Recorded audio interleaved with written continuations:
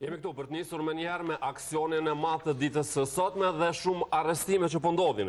Mbi 300 zyrtar policor janë aktivizuar qysh sot me urdhër të prokurorisë së Prizrenit për të realizuar një aksion të gjerë.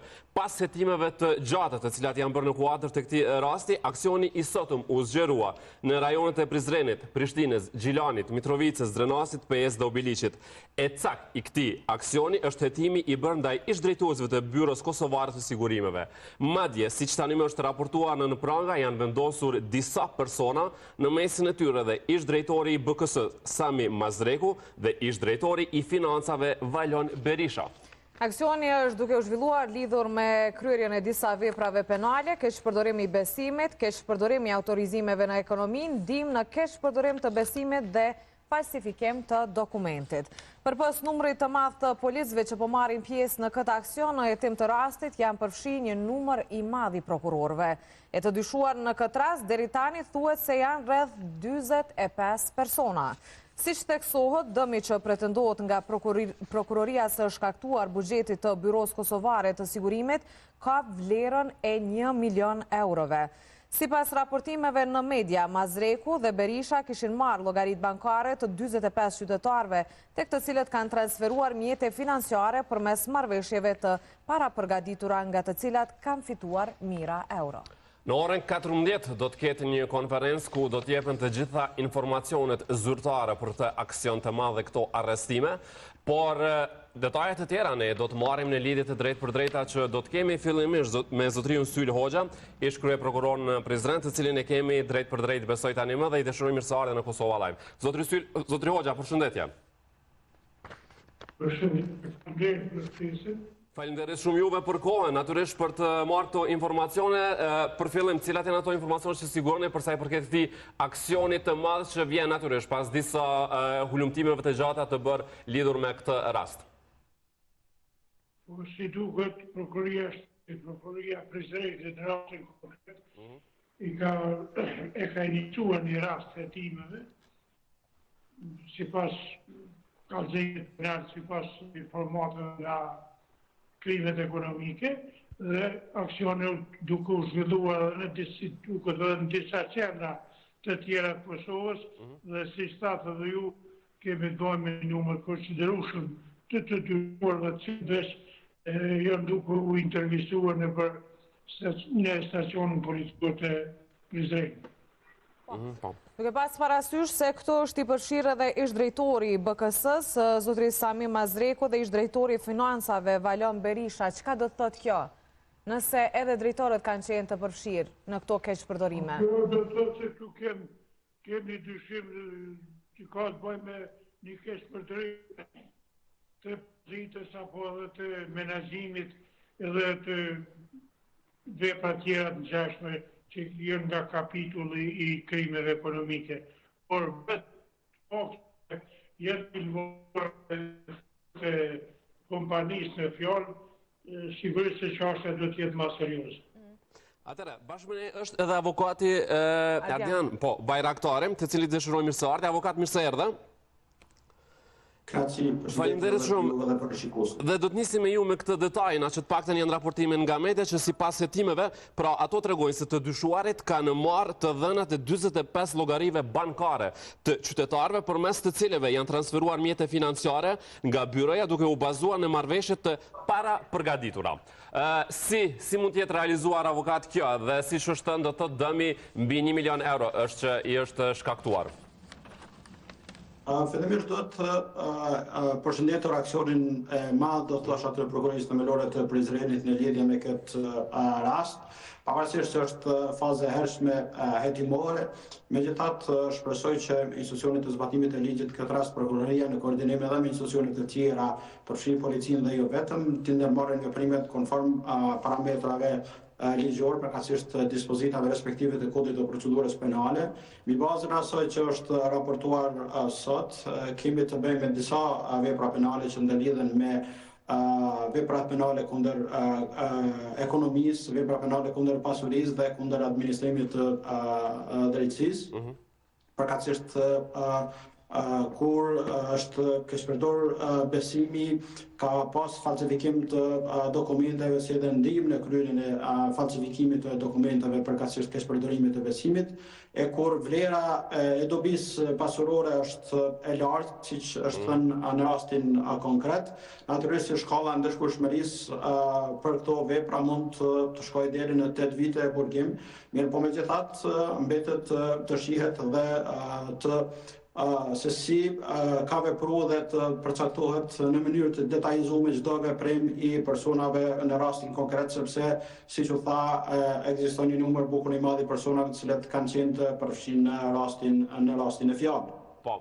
Dhe është rëndësishme për të saksuara, se mbase këtu mund të ketë edhe aludime të ndryshme që këta 45 qytetarë, të cilët pra janë të përfshirë në këto keshpërdorime, pra ata janë të informuar për këtë, edhe janë të papërgatitur, me të shkruan edhe në këto detajet për atë se si është realizuar i gjithë ky keshpërdorim.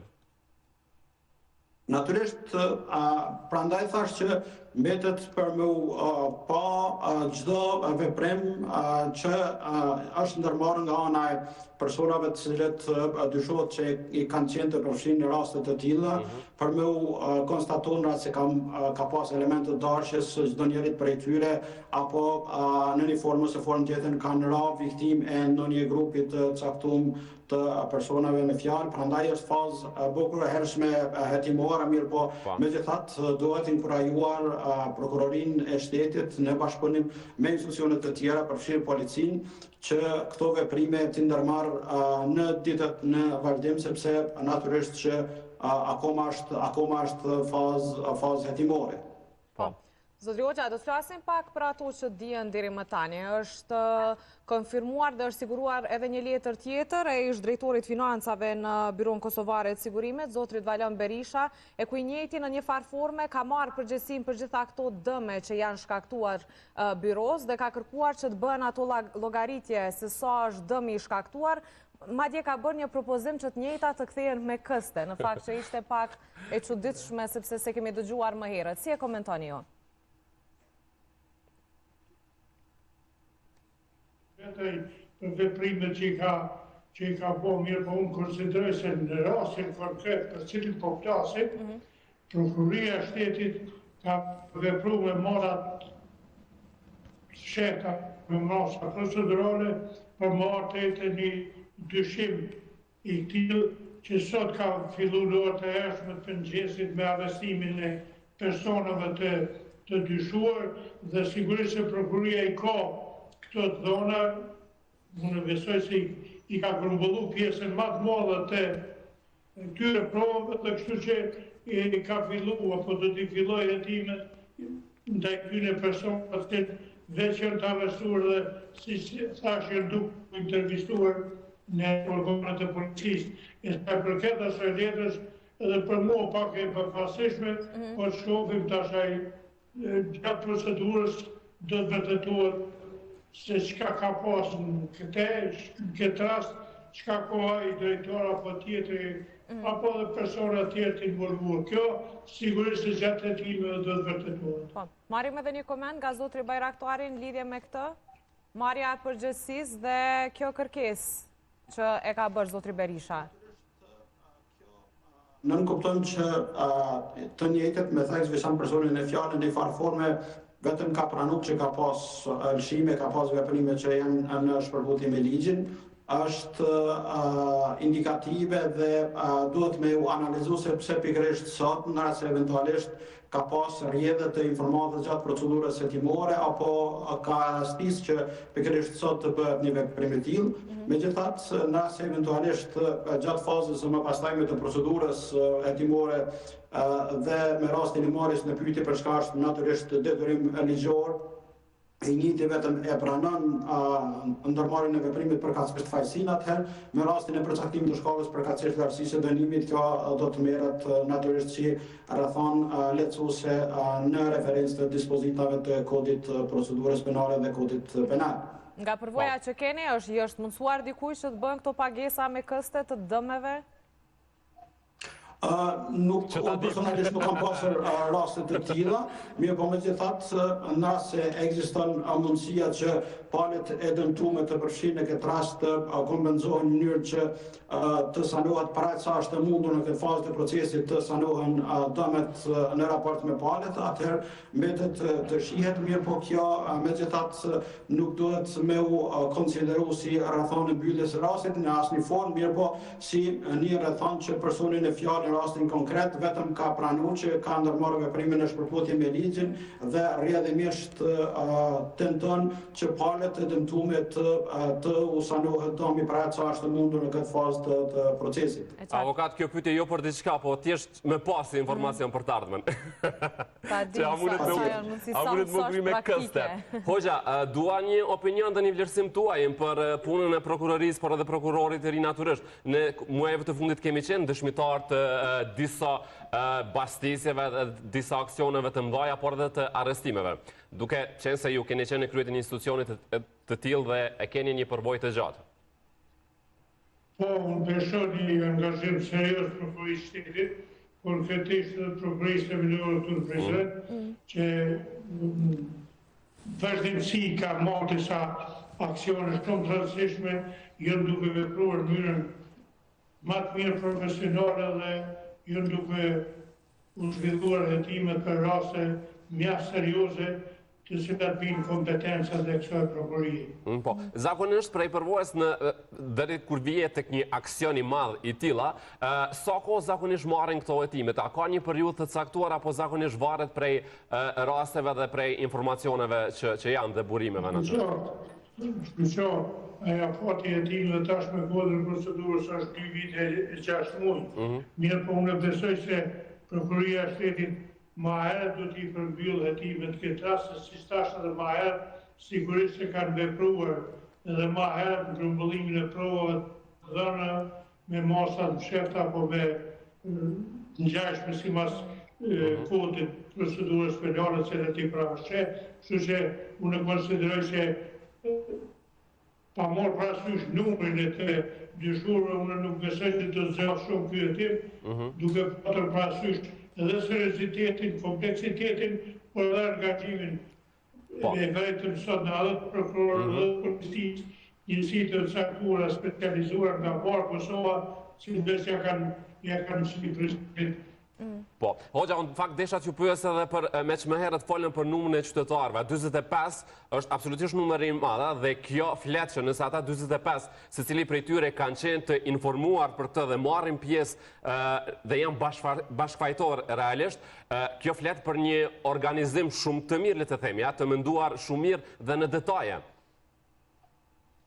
Po, sigurisht që ta kanë vepruar kontinuitet, e ta shohim hetimet do të sqarojnë, por sigurisht se kemi pa për një periudhë caktuar dhe për persona caktuar që kanë vepruar dhe kanë punuar në këtë drejtim. Por gjitha këto po them do të zbardhen hetimet në vazhdim. Do shta ta pyesim edhe avokatin, këtë pyetjen e njëjtë se a duhet jem bashkëfajtor edhe persona që kanë pranuar që përmes llogarive të tyre pra të transferohen këto para? Natyrisht janë fajtorë bashkëpërgjegjës, sepse, siç u tha, njëra prej veprave penale që dyshohet që është kryer në rastin konkret, ka të bëjë edhe në ndihmë. Prandaj vlerësoj që pjesa dërmuese mbasi mund të jenë të përfshirë në këtë vepër, por natyrisht që element esencial i kësaj vepre dhe natyrisht në çdo vepër është të diturit që po hynë në një transakcion në rastin konkret të paletshëm dhe natyrisht qëllimi që me përfitu qoftë personalisht ose një person tjetër. Prandaj çuria e procesit hetimor në vazhdim do të i përcaktoj gjitha veprimet edhe në fakt është detyra e institucionit të prokurorit të shtetit që në rastin e paraqitjes akuzës të përcaktojnë në mënyrë të detajzuar çdo veprim të personit i cili është i përfshirë në rastin konkret. Vend teksohet një korrigjim i vogël, fakti që tashmë me kodin e procedurës penale 2 vite edhe 1 vit mundësisht për dallim për kodit penal të kodit të procedurës më hershme, pra deri në 3 vite maksimumi mund të zhvillohen hetime në rastet kur kemi të bëjmë me veprime të tilla të natyrës komplekse dhe kemi një numër kaq të madh të personave të përfshirë në proces. Mirë po, fakti që tashmë është vetëm i njohur për opinionin publik, unë vlerësoj që paraprakisht janë ndërmarrë disa veprime dhe tashmë në këtë fazë kemi veprime konkrete edhe të bëra publike për opinionin publik. Por gjithsesi po thoni që procesi mund të shkojë deri në 3 vite, apo jo, me çka edhe një numër të madh të përfshirë? Referuar dispozitave të kodit të procedurës penale të cilat kanë filluar së zbatuar nga viti 2022, maksimumi është deri në 3 vite prej momentit kur kemi vendim për fillim të hetimeve. Fillimisht është 2 vite, ndërsa me kërkesë të prokurorit në raste kur kemi rrethona komplekse, do të aprovim parapraktik gjyqtarit të procedurës penale dhe ky afat 2 vjet mund të shtyhet edhe për 1 vit shtesë. Maksimumi i përgjithshëm është 3 vite brenda së cilës duhet të përmbyllet procesi hetimeve. Çka ndodh me të arrestuarit nëse zgjasin hetimet për 3 vite, si funksionon? Natyrisht, mbetet të shjetëra se eventualisht do të mund të propozohet masa e paraburgimit ose ndonjë masë tjetër e sigurisë, si masë për sigurimin e prezencës pandejurit në procedurë. Mirë po, fakti që deri në 3 vite nuk të thotë që mund të shkojë deri në këtë limit, ato hetimet mund të përfundojnë edhe para këtij afati kohor. Mbetet të shjetëra se eventualisht ka rrethana për kërkesën për caktimin e masës së paraburgimit dhe të njëjtën gjykata aprovon ose ndonjë masë tjetër të sigurisë, sepse në instancë e fundit do të më pas parasysh që masat për sigurimin e prezencës të pandejurit dhe procedurë janë në mënyrë alternative të përcaktuara dhe mbetet të shihet në rast se eventualisht ndonjëherë prej masave do të propozohet dhe do të bindet gjykata që ekzistojnë arsye dhe bazë për shqiptimin e ndonjërit prej tyre. Për ta saksuar, aksioni është duke u zhvilluar lidhur me kryen e veprave penale, keqpërdorim i besimit, keqpërdorim i autorizimeve në ekonomi, ndihmë në keqpërdorim të besimit dhe falsifikim të dokumenteve. Dhe nga informacionet e fundit, pra gjatë bastisjeve janë gjetur dhe janë sekuestruar stoli ari, por edhe para të gatshme. Këto janë informacionet që i kemi deri më tash, ndërkaq kemi konferencën për media nga të cilën e ka paralajmëruar kryeprokurori i prokurorisë në Prizren, Petrit Kryeziu, që ndoshta do t'i marrim edhe këto detaje të cilat do t'jenë gjithçka informacione. Zotri Hoxha, për fund diçka, qoftë për aksionin dhe atë çka keni parë dhe keni dëgjuar deri më tani prej informacioneve.